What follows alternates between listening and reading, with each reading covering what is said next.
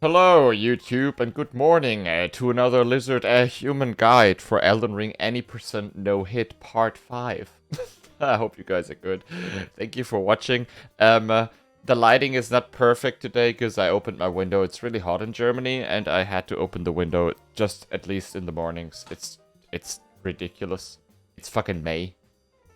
Yeah, we left off in here, Leyndell. At the beginning of Leyndell, I'm gonna start the video right away. We just killed the horseman, the jalapeno horse, the draconic tree sentinel. Oh, I should mute myself in the video, maybe. And now we jump into Leyndell, and we make our way through Leyndell. I made a video to Leyndell as well, earlier, like weeks ago already. You can find it here on the channel if you want. This is the quickest way through Leyndell, basically. It did not change since then, as far as I know. So, this is still the quickest route through the city. I'm drinking a coffee, by the way. Cheers. Just run the path we were running here. And then instead of turning left, where these, like, flute guys are, oh, first and foremost, pick that grace. Important grace. You need it later to go all the way to the fire giant, because you gotta go from here all the way to the top of the mountains. Talk to the lady, of course. And after talking to the lady, Malina, there we go.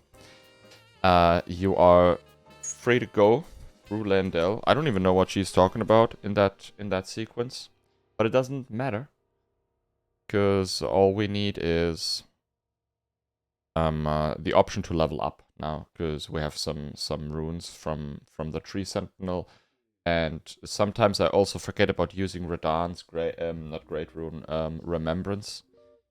What I want to go here is I'm going roughly, okay, 50 by the end of the run, like by the end of, like when we end up on Radagon, what I'm aiming for is 50 dexterity, 50 arcane, 15 strength, 15 endurance. I'm not always hitting that goal, but most of the time we do.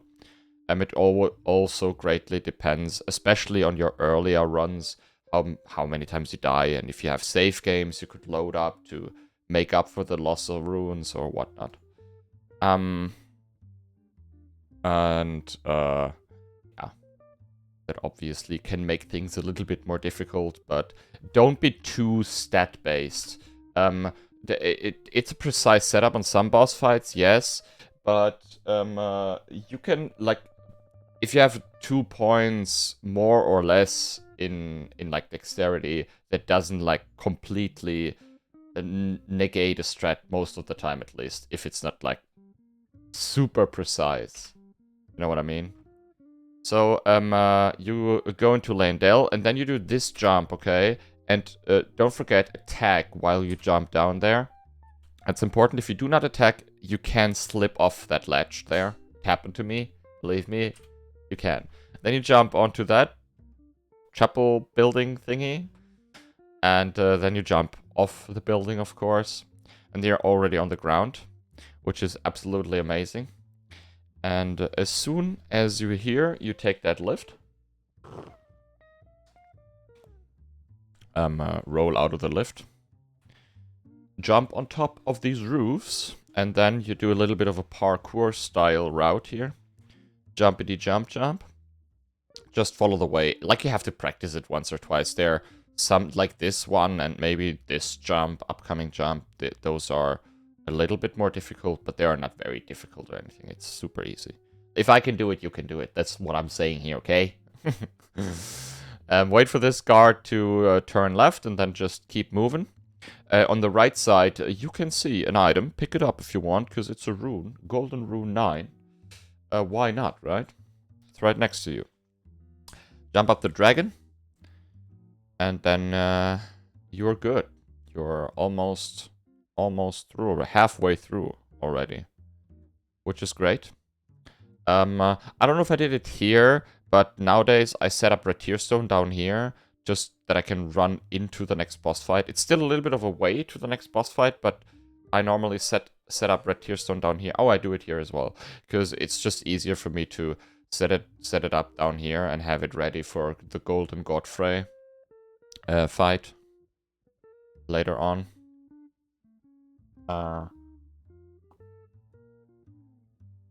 Which is something I really wanted on, because that leaves us with the opportunity to kill Golden Godfrey within one cerulean pool, like one FP pool. We don't have to drink, and that's really great. If we hit all the blood blades, of course. I think we have even blood blades to spare. I don't know if I will forget about drinking. As you can see, my FP is not completely full. Maybe I'll forget about drinking. Important sneak here. I'm talking about cerulean flask and whatnot, but sneak here. That's important. There's a guy to the left. He has many attacks. Once I just ran past him, and then I realized, or I learned, I should say, that the guy has a lightning attack, like a miracle. He just, like, holds his blade up in the air, and then it shoots down a lightning on you, and you're hit. You can roll it, probably. I just didn't know about it. But don't make the mistakes I do. Run here. There's a guy on the left, and he will try to grab you, like in Stormvale Castle. So you run past this guy, just keep sprinting. He will follow you, but it doesn't matter, because we keep sprinting anyway from here on. From here on out. There's a gargoyle, just run, like, behind him. He's not even aggroing. It's like the Kindred gargoyle guy in Caelid, when you enter Caelid. It's the same. They only attack, I believe, if you attack them, or maybe if you pick up that golden seed, he might attack you as well. I am not 100%. I think he does. I think I've seen people in speedruns picking it up, and then he attacks, and then they quit out. You be careful about these guys. The ones with these, like, flowers on them, like here, for example, on the right side, where the mouse button is here. These guys attack. They have flowers. These guys don't, because they don't bloom. I don't know. That's how it works. They will follow you, but since we run into the boss fight immediately, it's not a big deal. So run past these flower guys. Bibbidi bubbidi boo. And then jump onto here and run into the boss fight. And as you can tell, I forgot about drinking, so I might have to drink within the fight, which is not bad. There are certain, like, opportunities to drink. I opened the fight with a double blood blade. So with the mid-range fight, this guy is fairly easy. This guy is in general not very hard. But with that mid-range blood blade, it's even easier maybe. I'm not quite sure. One, you can do two here. If you want. I believe you can do two. I don't want to say anything wrong. Try it. Or I will also try it. But I believe you can do two. Maybe I swapped to one because I got hit like once there. I'm not quite sure. Because I fucked it up somehow. Yeah, maybe that. But I'm pretty sure I was doing two for a while. What you want to do is when he charges up to you, roll to his side. It doesn't have to be left side, it can also be right side. And as soon as you did so, run away from him and wait for what he's doing next. So in this case, he's doing the sidestep into the storm, which is great. You can either run away or just jump the storm and then wait for him to walk slowly up to you. Make sure that he's not swinging his axe, and then you throw another blood blade and you repeat. If he's not charging up, you can, like, make a little bit of space between you and him, and then throw another blood blade. And you repeat this until he decides to do either this, or he charges up to you. If he does this, that's even better. Roll backwards, double blood blade, boom, boom, charge up, roll, run away, jump this, exactly. You always want to jump these instead of rolling it. I know, it's hard, it is still hard for me. It's a different mechanic, and we're so into that soul stuff that it's... I died to these like a million times already. You roll backwards because your brain wants you to, and that's when you die, because they ripple out, and they basically, the hitbox ripples out with you, and then you're fucked. So you want to jump it. Jumping makes it pretty much safe. So, another blood blade. roll, like in that case, obviously, because we do not roll backwards and always to his side, you can roll it. I would not recommend jumping it there, because I'm not 100% sure if his foot has a hitbox as well. So if you're close, you want to roll it rather than jumping. But maybe if you're a little bit further away, you can jump and also like jumping attack him while dodging the attack, stuff like that. Like it has a little bit of more, like it has a depth. That combat has kind of a depth, at least some boss fights, in my opinion. And there's still stuff I figure out, and it took me so long to understand how to dodge certain attacks in this game, because I'm just a German, you know. Okay, that's the double swing. That's also great. A double blood blade for that one. Roll to the side. Wait what he does. And now you can see we're running out of... oh yeah, that's perfect that I did that. I realized and I drank right after the axe swing. You can drink right after the axe swing, or you can run far away from him, and that's when he has like an axe throw attack, where he throws an axe at you and follows up with like a flying in attack. You can also drink after he did this, or while he did, like dodge the axe, and while he flies in, you can drink. Technically, that's possible as well.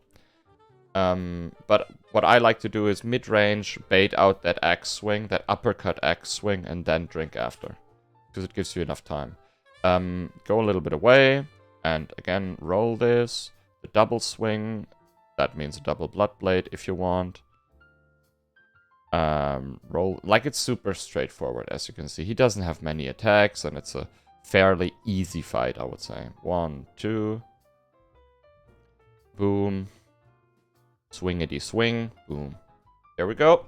We got ourselves a golden Godfrey.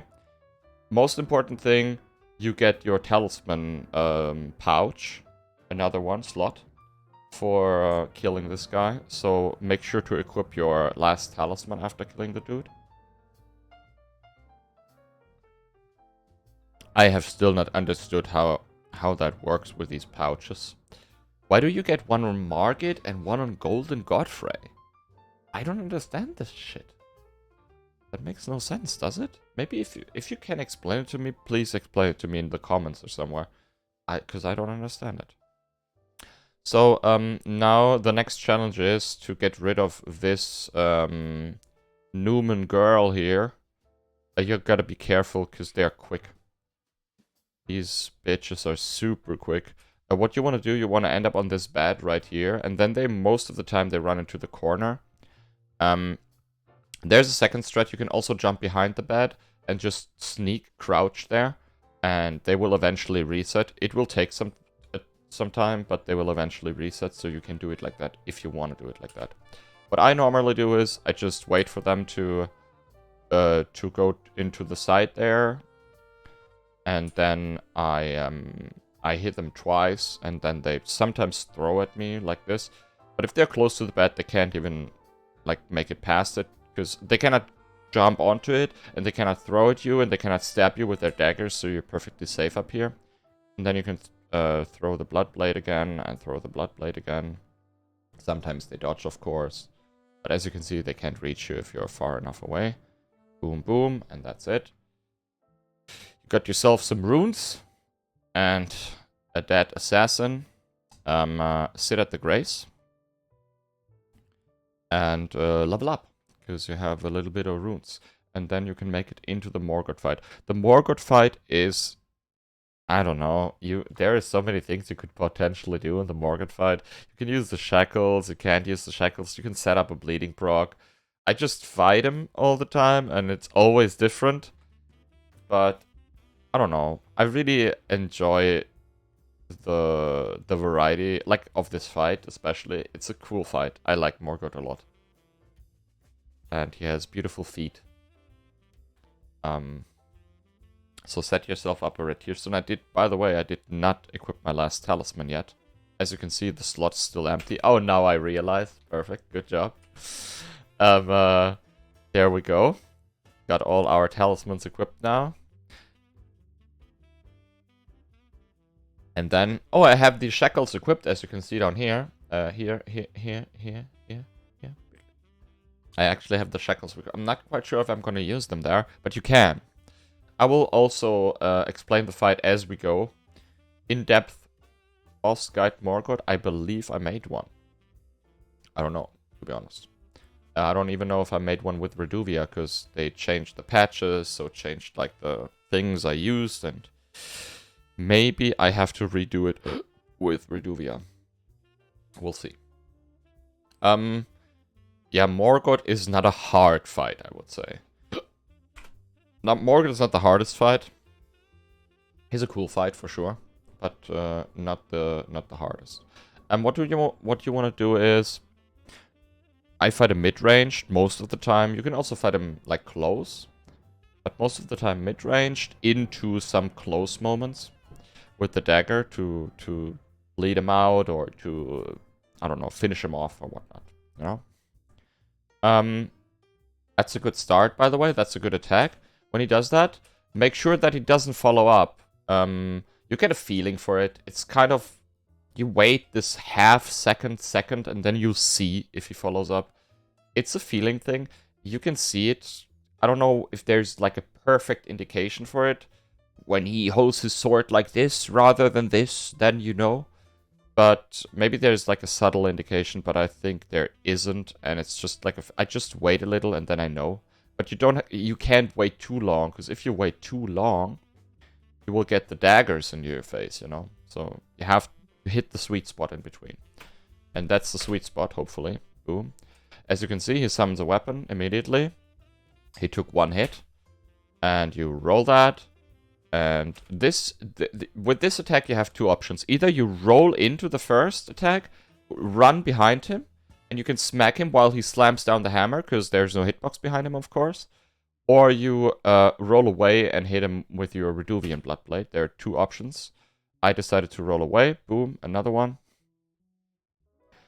And dagger into the running attack. Boom, wait for the follow-up again. Another one. That's the quick. That's super, super quick. Be careful. Some attacks in Elden Ring, they have like a wind-up, and then there are lightning fast. So you have to basically pre-roll it before it happens, like before the stab happens. Because if you press the button when it happens, it's already too late. It's super crazy quick sometimes. There are many bosses and many attacks where I die to, because I do not pre-roll it, basically. After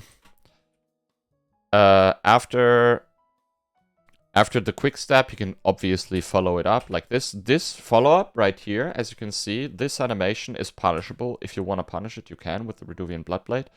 And what I do here is, he always does it after this first bleed proc. He summons these swords and they like crash down. It's a sword rain or whatnot. You can hit him like twice or 3 times here if you want. Be careful, of course, because there are now swords to your left and to your right. This is good, so you can just outspace it and run to the side, or roll it to the side. Get some of those in. That's another running one. Boom, roll to the side. You can also roll into it if you want. Also possible if you roll like to his left, to the right side, basically. Boom, that's the jumping attack. That's perfect. You want to run behind it or roll behind it, and then you can smack him a couple of times. You got another bleed proc, as you can see. Now you want to walk away. This is phase transition. You can hit him in phase transition, but you have to be careful, because now the floor is lava. Basically, it's like puke, or I don't know what it is. And there are pools at the beginning of phase. As you can see, there is one spawning to my left side. You can't see it really well, but there is one spawning. You will see it in a second. And there are pools spawning around him, and those pools are random, so they can spawn everywhere. So make sure you know where they're at, and as soon as you know, hit him like 3 times, or even 4 times. And then wait what he does. For this attack, if you run far away, he will just slam it into the ground, and there will be a pool. Oh, I should say that in second phase, everywhere he touches the ground with his like spiritual attacks or his sword, there will be pools, and those pools will explode. So if he throws a spear behind you, that spear triggers a pool behind you, and that goes for every attack in phase 2. As you can see, boom, the slammy slam, and there's a pool now. And that pool is going to explode. The hammer slam, there's a pool now. See what I mean? That's basically it. We'll get like good RNG here. We could finish him off with like 2 Reduvian Bloodblades, which is great. I hope there's some information you didn't know, or maybe you knew everything about this fight already, which is even better. Yeah, you have to run up to the thorns now, because that's what they want us to do. And then you run back to the Grace, talk to Melina, and then she will tell you, oh my god, Ashen One, you have to go and kill the fire giant.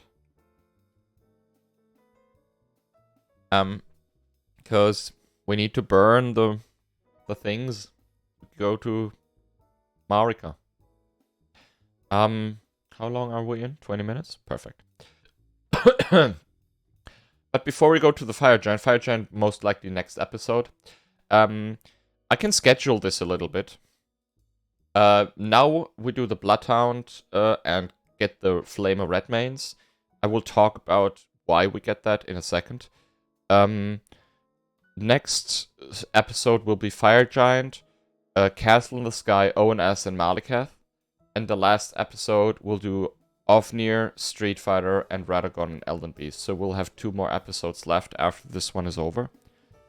Just that you guys know that there will be 7 parts in total. I thought it might be 8. Maybe it's 8, but I think we might be able to finish it off with 7 rather. So what you want to do now is talk to Melina. Again, you level up. Now that we have enough... sorry, I should have shown you guys that. Give me just a moment. Now that we have enough arcane for now, I go and invest into dexterity. We also need a little bit of strength to wield the Bloodhound Fang later on, but for now we're going full dex. Because dexterity for all the sun bros out there, you know. All the dexterity sun bros. Cheers, guys.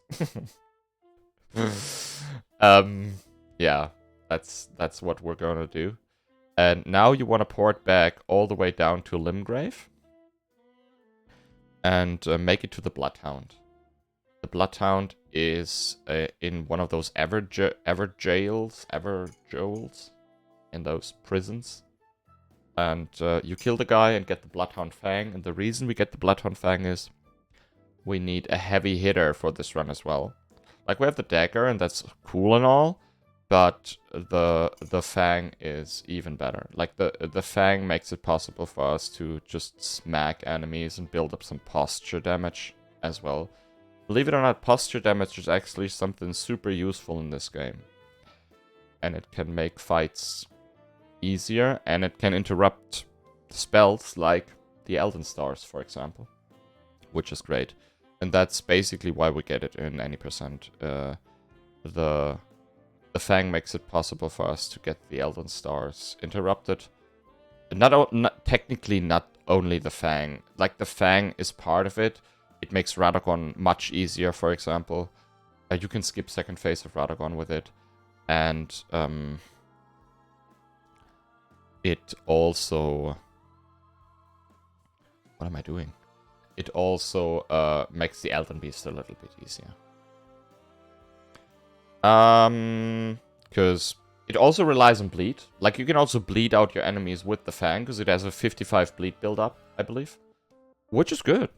But it's just not as good as Reduvia. Reduvia is ridiculous. Like, it builds up the bleed really fast. Okay. Enough about that talk. The real posture damage comes from the Flame of Redmanes. We're going to get that. There's a list, a poise damage list. I might be able to link you guys that list down below. I will try to find it and link it down below in the comments. I'll pin a comment or something. You can check out like all the Ashes of War, what they do as a poise damage, and you can check out the enemies and how much they have, how much poise they have, and when their stands will break. As an example, the Elden Beast has 160 poise as far as I know, and 160 or 120 poise. I'm not 100% sure. I think it's 160 poise, yeah. 160 poise. And the Elden Beast staggers after 4 Flame of Red Mains. So if you do Flame of Red Mains 4 times at the Elden Beast, without doing anything else, it's going to stagger. Because Flame of Red Mains does 40 poise damage, or 40.1. I'm not quite sure. So the Bloodhound Fang is quick. The Bloodhound Dairy Will is quick. Like, really quick. And he has Bloodhound Step. So, you want to try to hit him as an opener. It doesn't always work. What I do is I kite him around. And you want to have, like, 2 attacks. I punish only 2 attacks in this fight. You have to be very careful. As soon as he Bloodhound steps at you, there are 2 possible scenarios. Either he immediately attacks, like, super quick. You have to just learn it. You have to build up muscle memory for this guy, because you cannot think about it. He's so quick that you're not able to think about what you're doing. Because it's happening in, like, seconds, you know, milliseconds. And you have to know exactly what's going to happen as soon as you see the situation. What you want to do is, you want to dodge one of those Bloodhound quick attacks backwards, and then bait out a grinding attack from his claw. Like, he has a claw on his other hand. And he can grind along the floor with that claw. And that's one of the attacks you want from him. What a bitch he was on this run. Holy shit. As you can see, boom, that's another quick attack. Sometimes he doesn't attack you and just walks around you. And when you roll backwards, you roll basically into him. He is such a bitch, I swear to God. I died to him like many times. That's the grind attack I'm talking about. As soon as he does that, you know, it's time to punish him. He will fly up in the air and slam down, and while he slams down, you have to throw the Bloodblade. If you do not throw it while he slams down, he will dodge it. So, boom, right into the head. Like, you can see, it takes a shit ton of damage. He needs like 3 Bloodblades, and then he's done. But you need to survive that time. You can also fight a melee. I fought a melee on my SL1 playthrough. And I learned a lot about him on my SL1 playthrough. It might actually be easier to fight him melee in certain situations, but on this, like in this particular run, I would rather fight him like this. It's just kiting him, you know. Boom. He dodged it, because I was a little bit too slow with the Bloodblade. That's how precise it is, by the way. Another grind.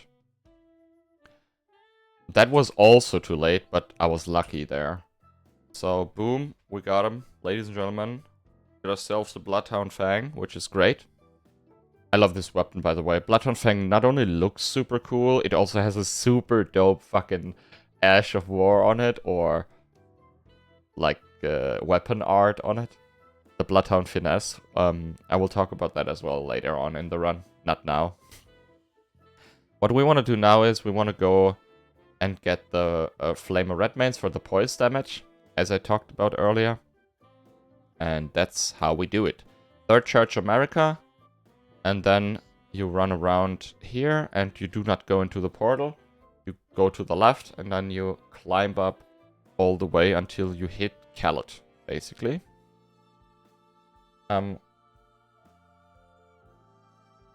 His way is extremely safe. You don't have to be worried about anything. I have never gotten hit running to the Flame of Red Mains like this. There's almost no way you get hit, I believe.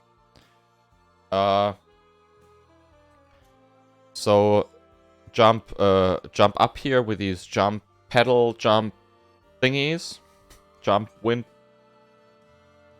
things. Just stay to the right here. If you're too far to the left, you will be invaded by an NPC. Anastasia, or I don't know how she's called. Then you want to turn to the right immediately. Jump up here. and go past the Barbosa. And then you drop down. Like to the right here is the Gale Tunnel, where all these Moon Veil bros get their Moon Veils. You can drop down here. And instead of going into the Gale Tunnel, you want to follow the cliff. And then drop down here, where that branch is. And then drop down here. And then you pick that Grace, if you want to pick it. And that's the dung beetle you want to kill. You can either pick that Grace or you don't need that Grace. I just did it here because I was concerned that there could something following me or whatnot, but you don't have to. It's all good. And now you want to kill the dung beetle. He's always running around in circles here. I try to kill him with Reduvia at the beginning. He is so quick that I wasn't able to kill him all the time. So, I now do it different. I sit on the horse, put on the Bloodhound Fang. You don't even need to wield it properly. You just want to do a charged R2 attack. It's when you grind, basically, on the ground. As you can see, it's not easy to hit this guy. He's so fucking quick. So, just sit on Torrent and do a charged R2. Position yourself that the Bloodhound Fang basically just touches the ground where the dung beetle would run along, and then he runs into your weapon. That's the most reliable way of killing that dung beetle, as far as I know, at least.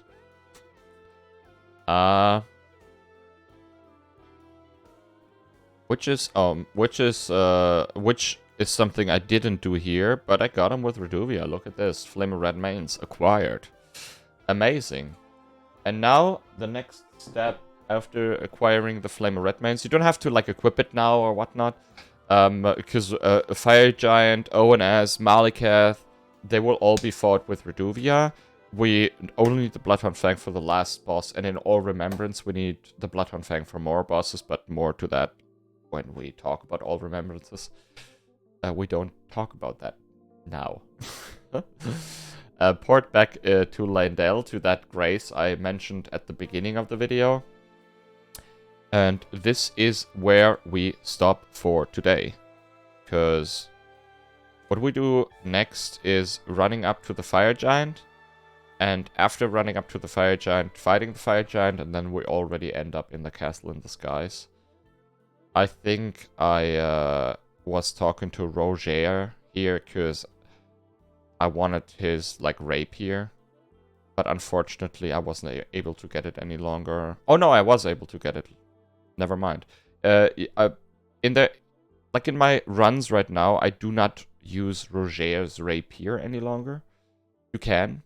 The good thing about this is it's a +8 weapon, and it increases the damage, obviously, on the Ash of War. The higher your weapon level, the higher your damage with the Ash of War. And we would put the Ash of War Flame of Red Manes on it to push Elden Beast past the threshold of doing the Elden Stars, and that's obviously easier to do with more damage. That's why we use Roger's rapier. I don't do that any longer since I have a little bit of a different strategy now for the Elden Beast. It's still staggering it out of it, but I like to be a little bit more, I don't know, a little bit more flexible. And don't push it with, I don't push it past the threshold with Flame of Red Manes. I push it past the threshold while hitting it with my weapon, with my Bloodhound Fang now. And the downside, it's a heavier weapon, and it obviously decreases the usage of usefulness of the Blue Dancer Talisman. But Enough about that, guys. You can decide yourself if you want to use the rapier or if you want to use a normal dagger with less weight for your Blue Dancer. You have to make up your mind. This is the guide for today. We'll pause here, and I'll see you guys hopefully tomorrow in our next episode, where we hopefully talk about Fire Giant, ONS, and Malikath. Thanks for watching.